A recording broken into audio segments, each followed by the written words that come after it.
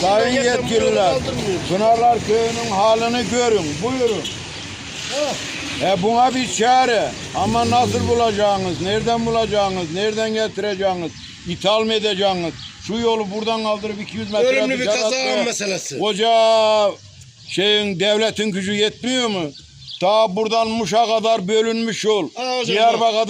Diyarbakır'a kadar bölünmüş yol. Van'a kadar bölünmüş yol.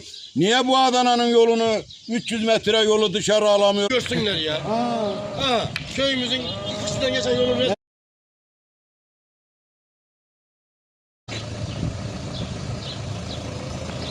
Arabalar gelemiyor ya.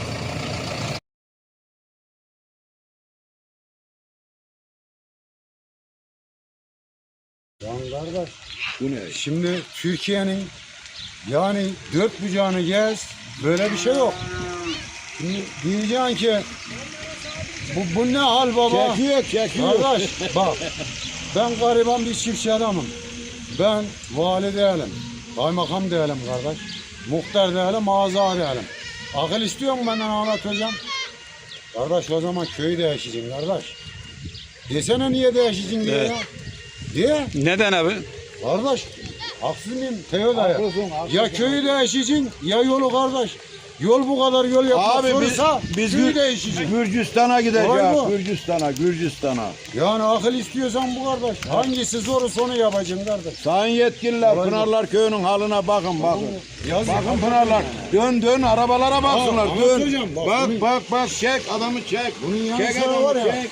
Gelen giden milyonlarca küfrediyor. Sürücü acelece yaptırıyor. Değil mi kardeş? Olay bu. Sen devam et. Ya kardeş yani mümkünse yetkililerimiz bu işe bir el atsınlar.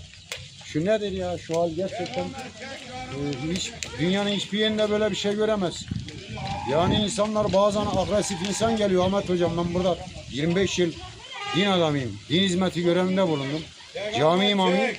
Adam gazmayı çekiyor, bastonu çekiyor, küreği çekiyor vatandaşa uyuluyor kardeş. Burada yani vatandaşlık gene biraz bilinçli de bereket. Eskisi gibi dövüş kavga da fazla yok. Abi yoğunluk yani neticede şu yolun bu köyün içinde olması. Bunu dışarı alacak abi çevre yolu yapacak. Hani her ilçenin, ilin bir çevre yol düzenlemesi vardır ya. Evet. Burada böyle olması lazım kardeş. Yoksa yazık günah millete ya. Saygılar, selamlar.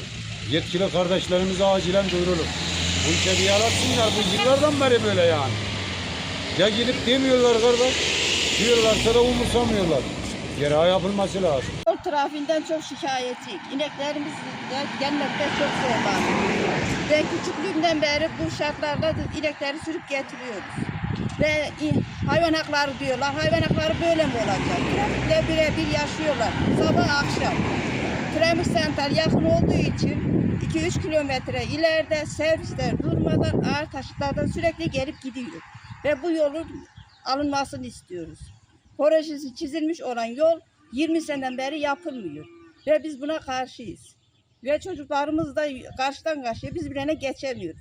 Yaşlarımız şöyle dursun. Yani yoldan çok korkuyoruz.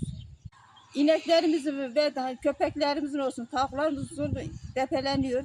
Her sene aynı şikayetiz ve inekler depelendiği için ya 1, 2, 10 sene ölüm oluyor. Ve buna trafik hiçbir şikayette bulunamadığımız için hayvanlarımızın sigortalı olduğu halde bir müracaat edemiyoruz. Hiçbir şey alamıyoruz. Çünkü trafik yolu değil, ana yol bu değil. Ve bundan şikayetçiyiz. Bu yolun alınmasını istiyoruz. Proje çizilmiş olan yolun ya derhal yapılmasını istiyoruz. Ve araçlar çoğaldıkça riskler daha çok artıyor.